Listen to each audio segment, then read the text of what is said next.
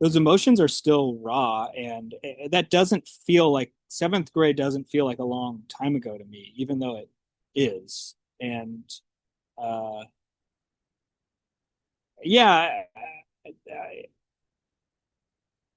I wish I could say something really eloquent about this, but it makes me think also of like just those people that like you were maybe scared of. It's always fascinating to see where they've ended up, and I feel very fortunate with the life I've gotten to live, and yeah, part of me obviously wishes I wasn't as neurotic or scared or anxious about all that stuff, but it is pretty traumatizing and frightening, and that period of your life is just so intense.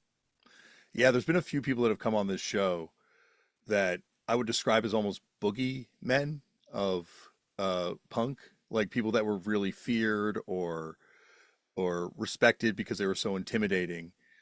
And having them come on here and talk about just various traumas and kind of coming to grips with those traumas later in life, you realize like, not that this excuses it, but even the bullies were dealing with trauma, and that's probably why they were, in most cases, that's why they were doing what they were doing. Once again, not to excuse it, but Of Oh yeah, absolutely. And I should say, like, I was actually treated relative. I don't know that I was.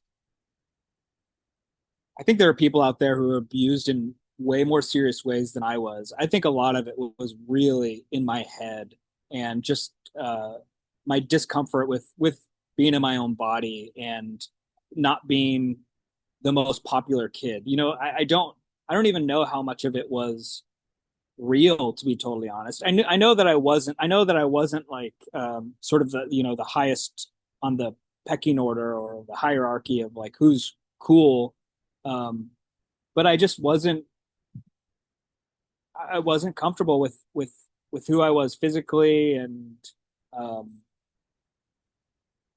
and I wanted to fit in, and I wanted it to be liked.